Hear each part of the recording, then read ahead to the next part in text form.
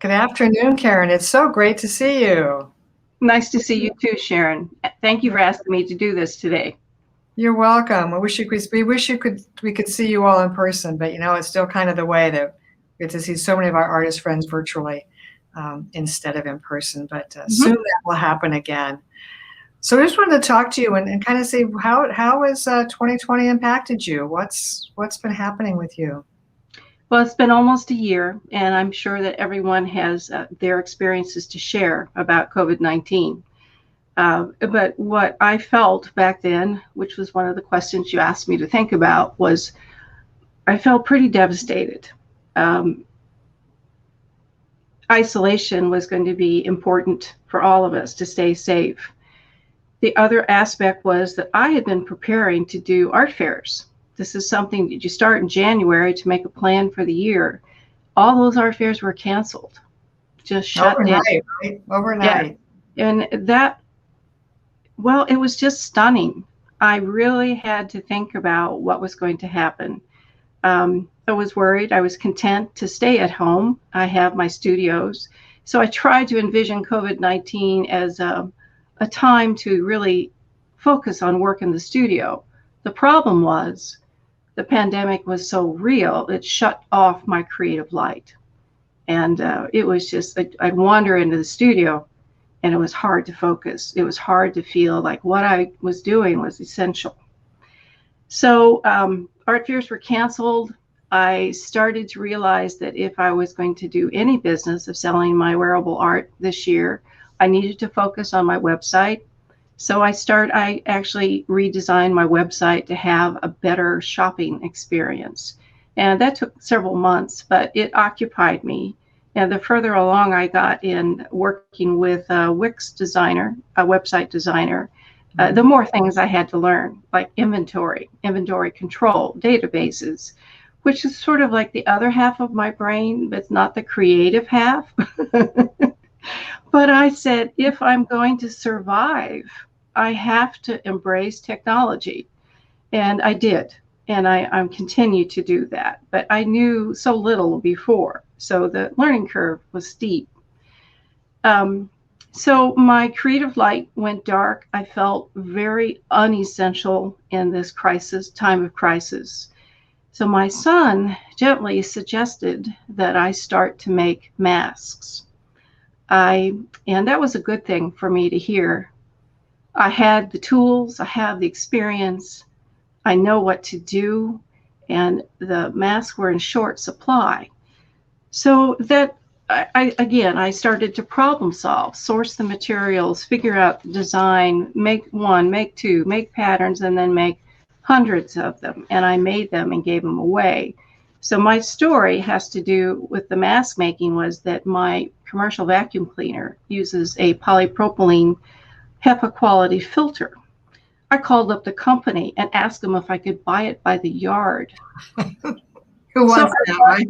Yeah, I bought first 40 yards, then 30 yards, and cut it up as an insert for the mask. So these you can wash, and they're, again, probably as good as you can get if you don't have the official N95 mask available. So I use 2 layers of tightly woven cotton and this, which is sewn in place. And I have, various styles I've made, but I just started making them and giving them away, shipping them free of charge to people I knew who couldn't have access, didn't have access, couldn't make them. And that really helped. I felt that it was a drop in the ocean, but I was helping using my sewing machines, my cutting tables, my design instincts to figure out these masks. So that happened. And after a while, I'd made so many, the pattern pieces on my cutting table started to kind of rearrange themselves. And they assumed this other shape. And I started a series of elephant masks based on the pattern pieces for the face masks. Some were pleated, some were, curved, and it all turned into elephant masks. And I had fun giving some away and then auctioning off a few to help pay for the shipping cost that I had incurred for sending off these free masks. But doing the elephant mask made me realize that my creative light was coming back on and my sense of humor. So that was a little important at the time. And that must seem like 10 years ago now, right? It does. It seems like forever ago. There's still a need for the mask and still a need for improved mask design, and I continue to do that. That was fun.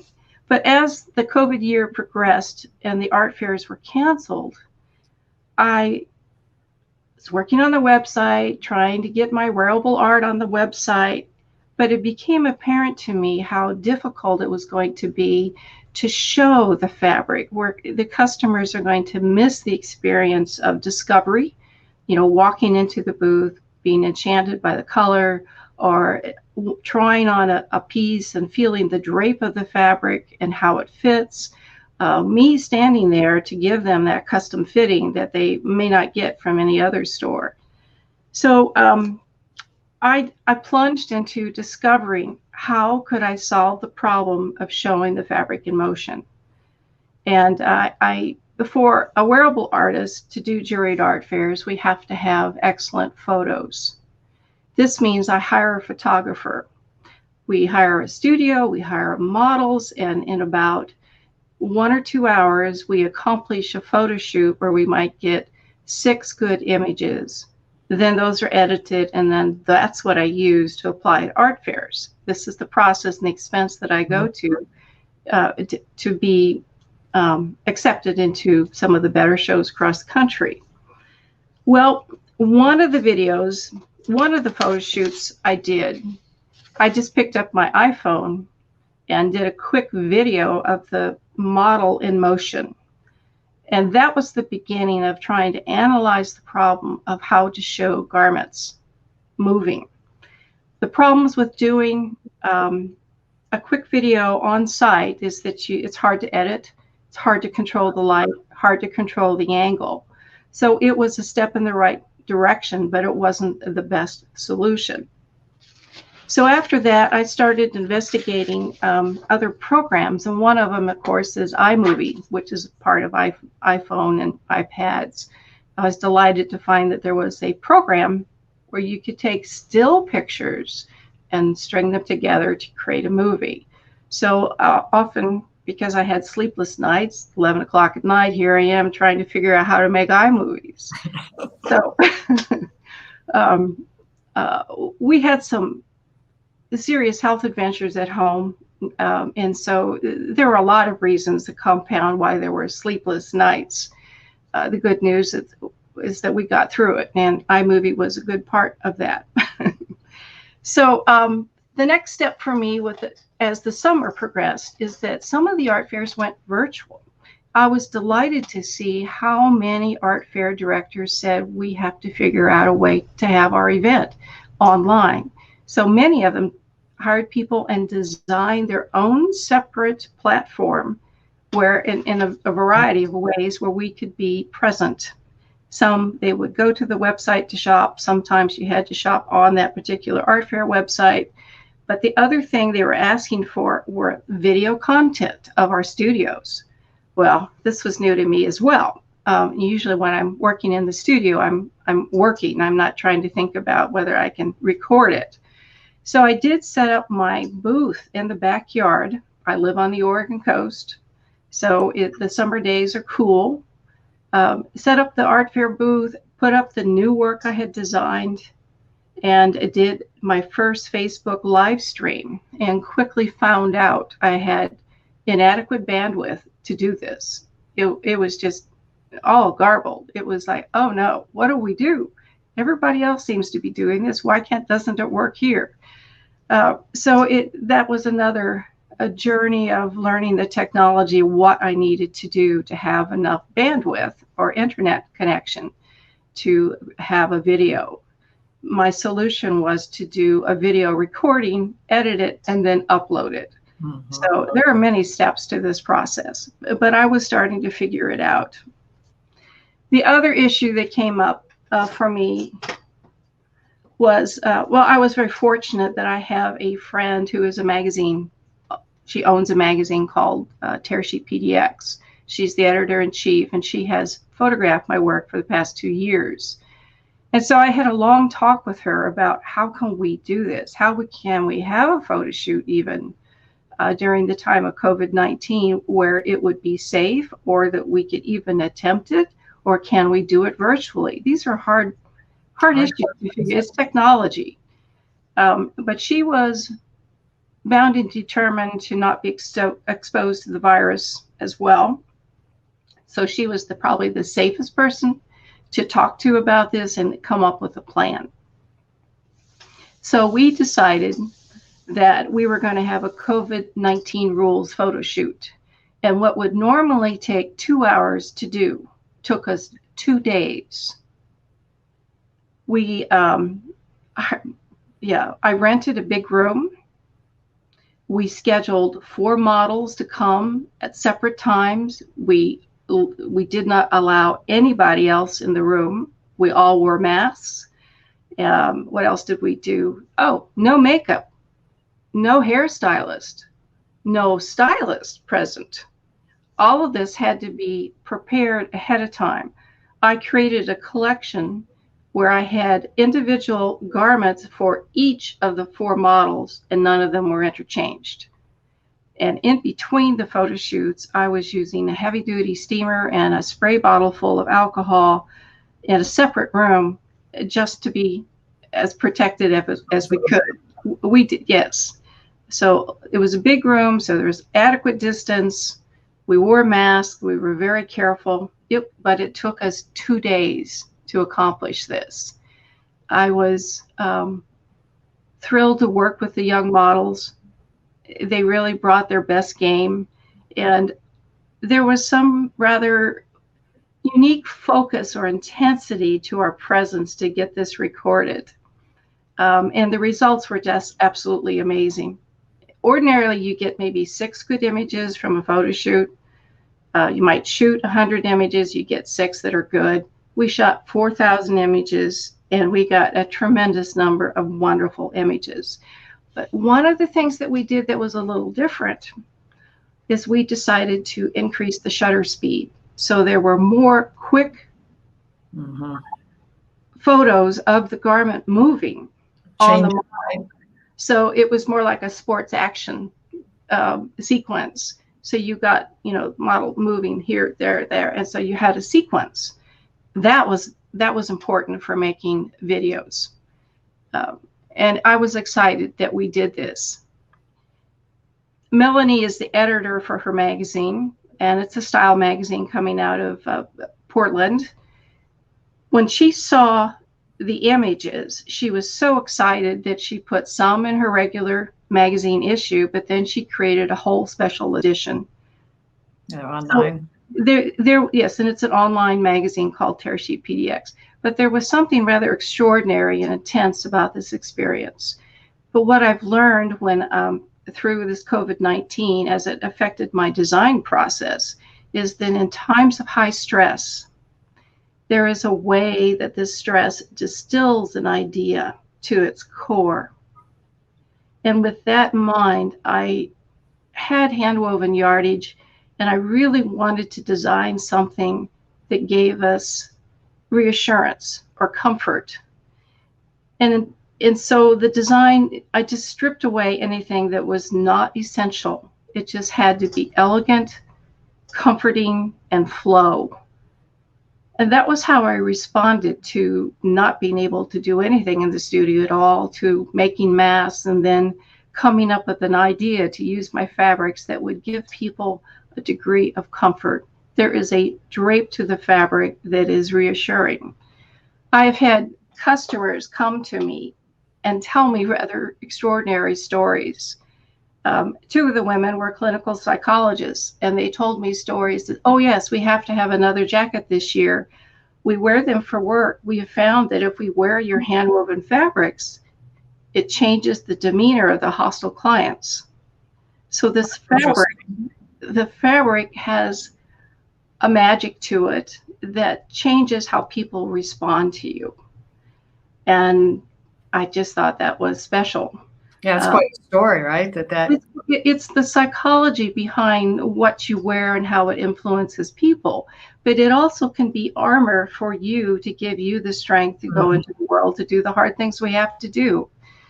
So if you look back at my collection of work from the early days of making jackets, there has always been a theme of armor, whether humorous or intentional. Some of my first pieces were after I made a trip to Los Angeles to Hollywood. I came home and did a series called Hollywood Armor. So they were all glittery, fancy. A few years ago, in response to the hashtag Me Too movement, I wove wire into the chenille fabric and created a series called Women of Steel. And the idea was this thin, flexible wire was armor. Mhm. It looked terrific. It was totally unique. It was very special garments, but yet it gave you this persona that you had strength. But during the time of COVID-19, I want that armor to be reassurance and comfort. So not just making the fabric, not just choosing the yarn and making the color, I have other themes that are at work in these garments. And I think that's what's so interesting about your work and about many artists, that it's not just that you wove it, or for a painter, it's not just that they picked out some paint and put it on a canvas, right? I mean, Mm-hmm.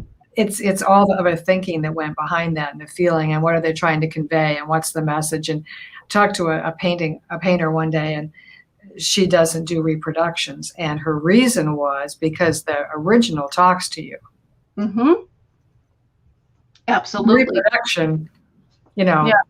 so Yes. that's, there are other artists who do reproduction, so I'm not saying either way, but that was her. It's kind of like your fabric, right? It talks to the person. It's not just something that was woven and came off of a bolt somewhere. There are a lot of other things these garments have to do. They have to fit. They have to be flattering. I have to design for different sizes. There are a lot of aspects of garment design that is in the background that I Mhm. don't think people realize what goes on. I don't buy patterns from the store.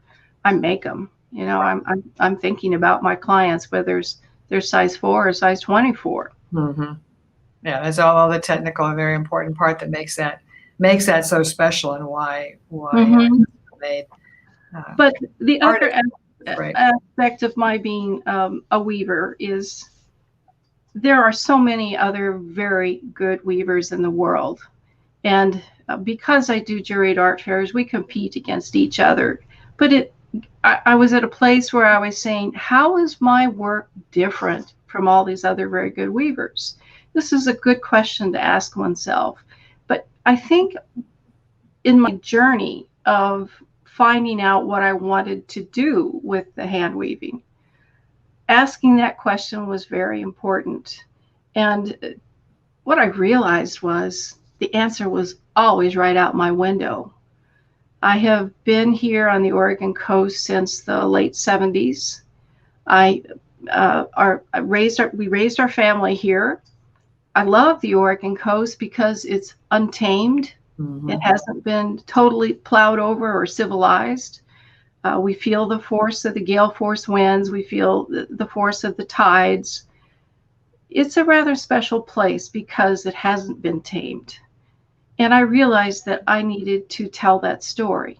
And that became a way for my work to be different from others. Um, Many weavers, we have similar sources for our materials. We're using similar yarns. It's really about us coming up with our signature that makes our work slightly different than others. So I have developed techniques where I add to the woven cloth to tell the rest of the story. It starts with color. And again, when I gaze at the ocean, I realize that the ocean isn't just blue. There are all these different shades of blue. And so when I design the warps on my loom, these warps are often about 100 yards long, but they are rich with color, maybe 20 different shades or colors in the background. And as the weft crosses the warp, it interacts, and you get these beautiful combinations where the color has depth. That's very important because it's a story about the ocean, water, that it has depth and depth of color. So that's starting with just designing the fabric for the loom. I tend to use chenille, not always, but I have often used chenille because I just love the drape. I love the lush color, the way that the light reflects from it.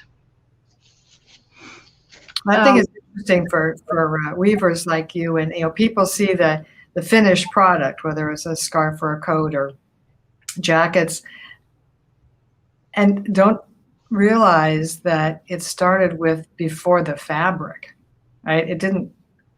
Like I said before, it wasn't just a bolt of fabric you bought from somebody and cut.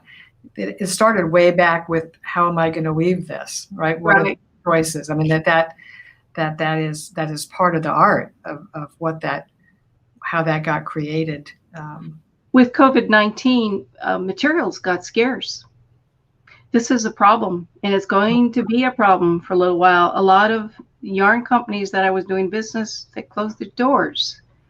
So it has shifted my focus to, I need to use what I have on hand. So there's going to be a byproduct of this whole experience will be the fabrics will change. To be what you have. That kind of goes to this invisible thing. You and I were talking earlier about this invisible feeling of, you were saying non-essential, but my experience being that everybody thinks about restaurant workers, they think about retail workers, they think about the people at the grocery store, the bankers, all those essential and people that we see all the time, and don't necessarily think about artists or actors or anybody in the artistic professions, and all their suppliers.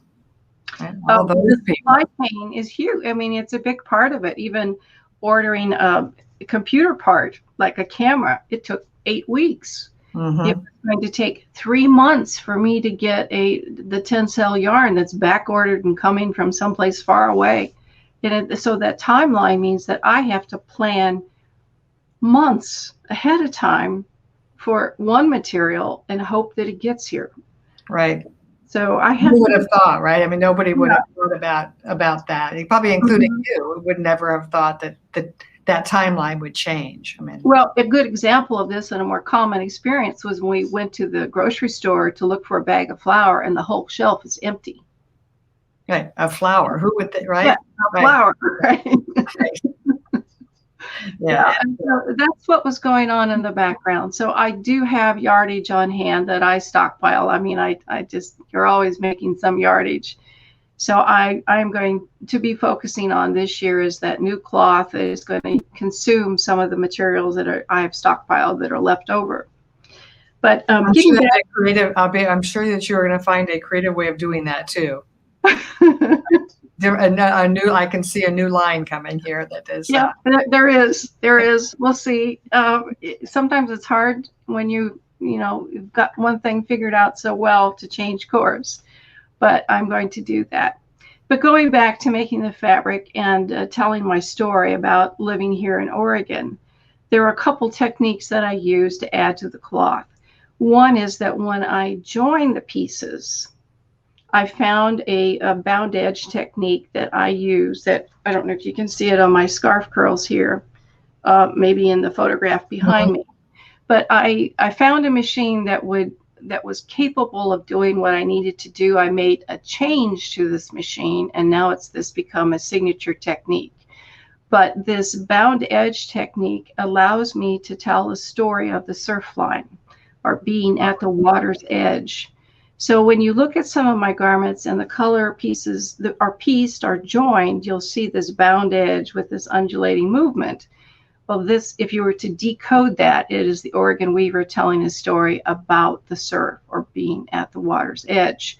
So this technique shows up in several of my collections.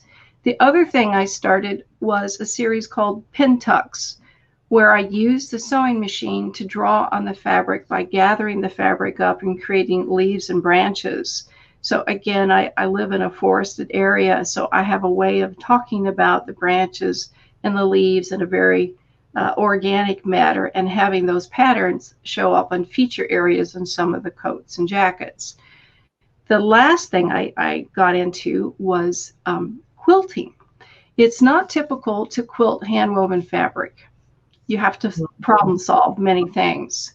But I live in a community where there's an avid quilt group who make quilts and give them away to people who need them. And I used to hang out with them, of course, because we had similar interests. And a very good friend agreed to work with me to figure out how to quilt the fabric. But what my goal was to quilt the fabric and use the stitching as a way to draw and tell another story of waves and kelp, seashells, and motion, and it's all done as free motion quilting. Free motion quilting is a lot like continuous line drawing, where you put the paper down, you put the pencil down, and you put your eyes on the subject, and you never look at the paper again, and you draw. Quilting is much the same way. You start, there's no pattern that you follow. And again, this is very much like me, is that I just start at one end of the fabric and I fill the fabrics with stitches telling that line story. But when I'm doing this, I'm thinking about the placement of jacket front, jacket back, where's the collar. So you have to have a sense of the pattern pieces in your head as you are drawing on the cloth. But the resulting quilted fabric is just stunning.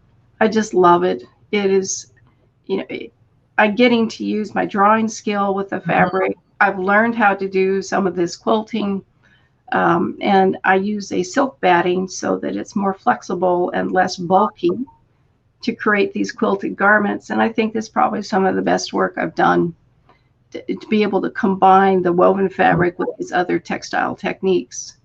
So those are some of the stories behind the work. Right, and I think that's what's interesting to people, is all the story behind the work, right? All the things and how artists evolve, and that they're always progressing and doing something new and getting an idea from another type of artist, or how can they incorporate that in a different medium? How can they incorporate that in their work? And and I think all of that is so often unappreciated by the people looking at the work. They know that they love it. They don't necessarily know why, and so then having the stories makes that all the more special. And of course, I'm biased, but I believe that that's why people should buy from artists in person, or virtually. I mean, the personal artists, not just go to their local coat store, right? They buy from the artist. Well, I truly believe that the quality of my coats, that they are what I call forever coats. They're going to last a long time. They're a good investment. But I'm also very conscious that not everybody has the means to purchase a hand-woven garment that's expensive. So this past year, I came up with a $30 product. I came up with Zoom scarves that, again, represent my cloth. They have the bound edge that represents the surf, and it was a solution for how to dress for a Zoom meeting, but still appear unique, sophisticated, have a little color, I'm gonna have to order one of those to go with my always dark top. I should do that. So I'm having, it's great. You don't have to have a lot of money to have something that's hand woven. Right. So I try to think about that price range as well. You should know that I do all my own sewing. I make my own patterns. I do all the sourcing of the materials. An artist going to art fairs has to also make travel plans, hotel reservations. They have to be in tune with their vehicle. Right. They have to be prepared with tents and weight, and be prepared for, bad weather, and still put your best foot forward in the booth.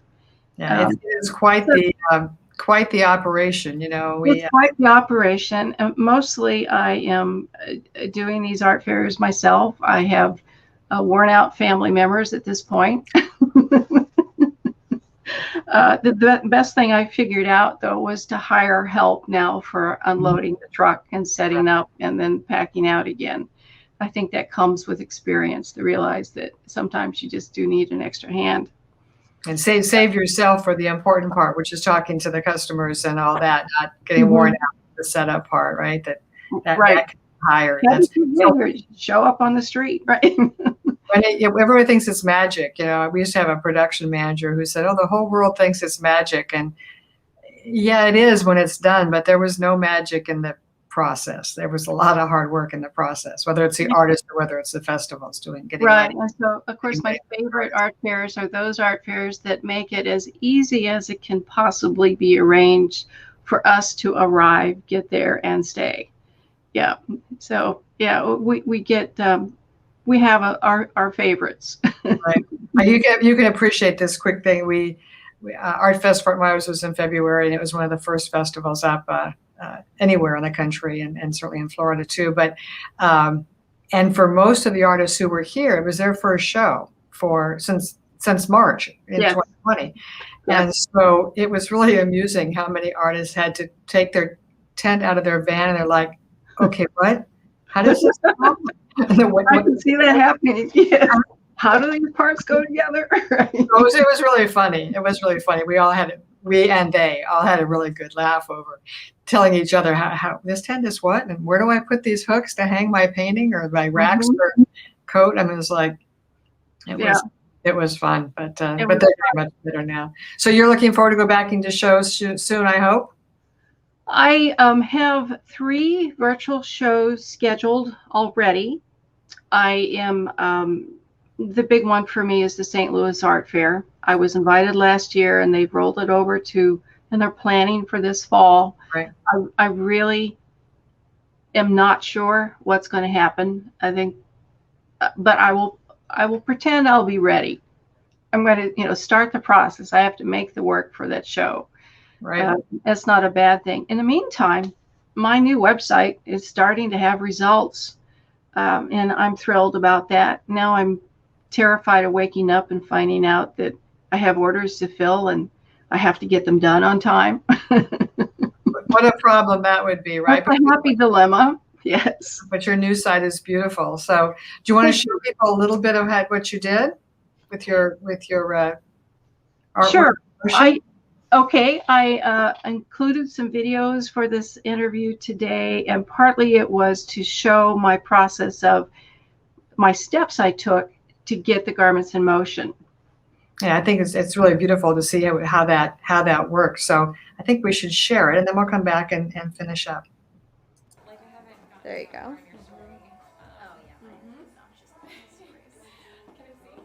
So pretty. That's great. They're floating candles.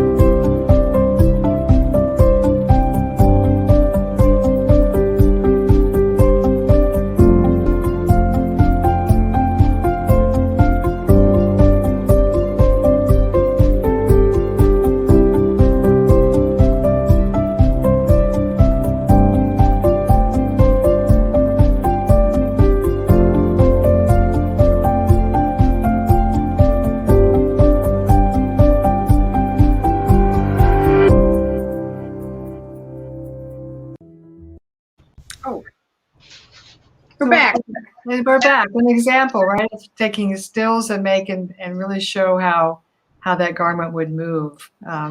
Yeah, and I got better at it. And there are several programs I used. And if anybody is interested, I'd be happy to share that with them. It started with iMovie. It moved to other simple slideshow programs.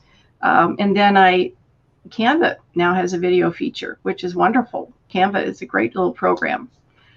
So those are some of the things that I did. The other background piece of information I wanted to share with my audience today is that I had training in music from 3rd grade all the way through high school. And it was a large high school, and we had wonderful teachers. But one of the things that I learned from playing music is that it's not just about playing the notes on the staff. Later, when I went to university and took a weaving class, I looked at those weaving drafts and said, oh, this looks like music. And again, what I was taught was it's not about following the recipe. It's about interpreting that notation and pouring your heart and soul into it. This is really what I got from the high school music program. And I carry that same theme into any of the weaving drafts that I use to create my fabrics. When I look at the river, I see the wind hit the top of the water.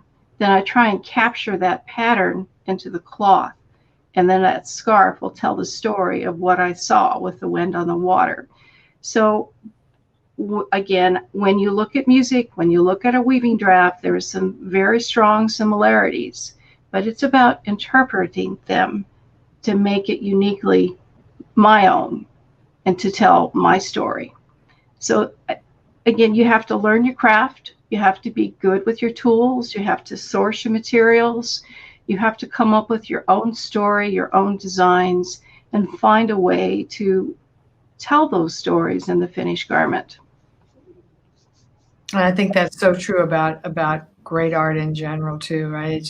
All of that's in there, and people can feel that when the artist has done that well. You can feel it as soon. I know I've had young interns and young staff members ask me, how do I know what I'm going to buy, at an art festival? So you just will, because it just, You feel a connection. if it doesn't talk to you, then you're not supposed to have it. I mean, like if I have to think about it, it's not the right choice, but unfortunately, the things I think about, it's like, okay, I'm buying this. One of the other videos we will watch here in a minute is the final one, which sets the mood, which shows the Oregon coast, and it shows the garment on the model in different poses. But with the music as well, it kind of sets the tone of this is the experience of having the garment. So I started with just the quick videos on site and a photo shoot, moved to making small, short ones to capture the motion. But I think my favorite is the final one that we'll see today, which sets the mood and explains the whole experience.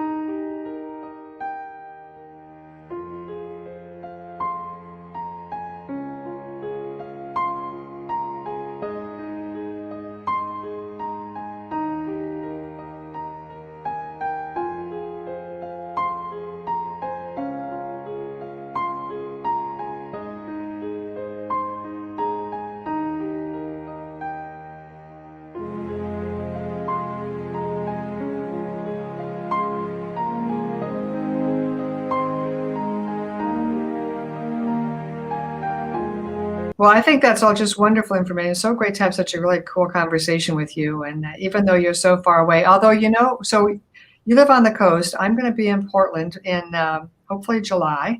Okay. So I might have to venture out there. My sisters all live on the West Coast, and I have not obviously seen them since a year ago, February, and when they were all here for the art festival. So as soon as I feel safe, I'm on my way. I'm in Pacific Cities. It's 2 hours south of Portland, at the beach, and I'd be happy to give you a tour. I think I have not been to the Oregon coast for about 20 years, so I'm going to have to do that. So it's great talking to you. I wish you well and to stay safe and healthy, and that you get to go back to the art festivals that you love soon. Thank you very much, Sharon. Till next time.